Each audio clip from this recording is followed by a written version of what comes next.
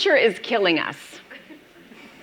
It's deflating us spiritually, it's dulling us mentally, and it's keeping us physically weak. The entire fitness and wellness industry is selling diet culture, and we're buying it. And I know that we're buying it because you're telling me that you're bought in. In my role as a nutrition coach, you come to me and you say, I'm not sleeping great. I snap at my kids all afternoon because I have no energy by the time that they get home from school.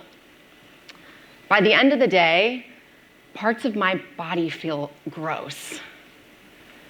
And the grand finale is always, I probably just need to lose a little weight. Oh, come on!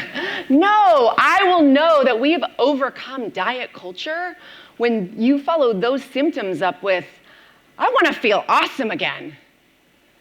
So let's go back.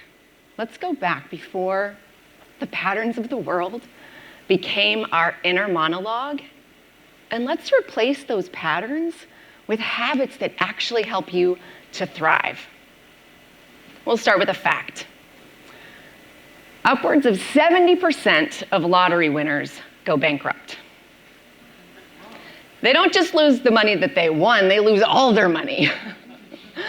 The reason that happens is the same reason that crash dieting doesn't lead to sustainable wellness. And that is because there is no foundation of habit to sustain those results. I mentioned that I work as a nutrition coach, so we're gonna go back to another fact. I spend a lot of my time as a nutrition coach talking about body fat. Gaining it, storing it, losing it, melting it, shredding it, sculpting it, whatever we're doing with body fat these days. But again, let's address a fact. When you lose body fat, where does it go? Where does it go? An answer that I hear regularly is, I just do a lot of cardio, I get real sweaty, I just sweat it off. Less than 5% of body fat is lost via sweat. Another answer that I hear regularly is, I eliminate it as waste and I flush it away. Again, less than 5% of body fat is lost via waste. I want you to take your palm, I want you to put it right here at the base of your rib cage. Pull in air and feel your rib cage separate. Get full and wide with air. Now push that air out.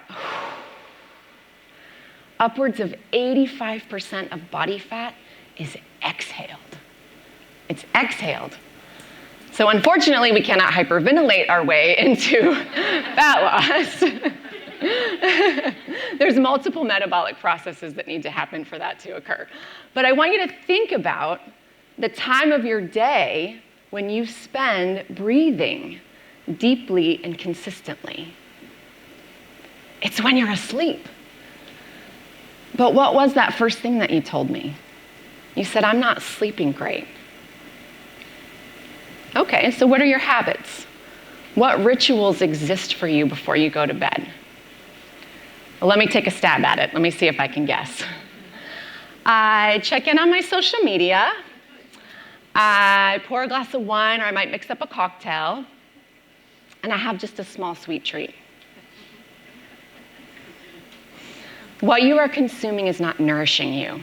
I got your attention about sleep by talking about body fat, but the real reason we sleep is to recover and to restore our hormonal balance.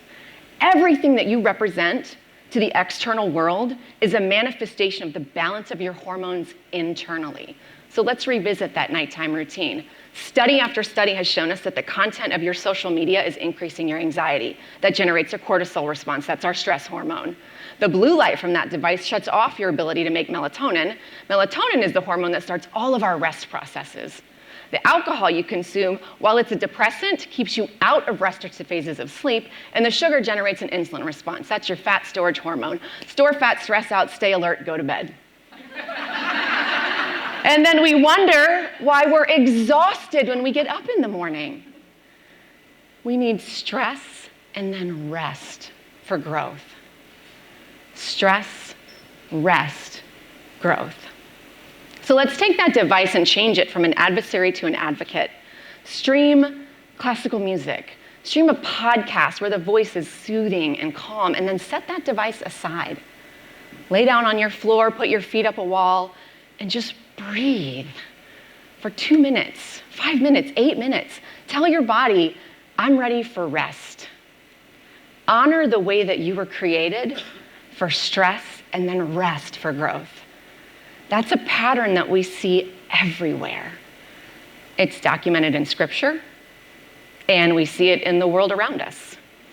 If I want to build a muscle, I have to stress that muscle enough for it to tear down, and then I have to rest it for it to grow. We saw it in our physical environment a few years ago when Hurricane Matthew rolled through. We saw violent stress on our environment, and then there was quiet, and now there's growth. So I'm going to leave you with a question. How do you want to show up for the people and the experiences that you want to savor? Could you show up spiritually grounded, mentally sharp as a tack, in a body that is functional and strong? Then connect back to the power that you already have, and that's the power in your habits. Thank you.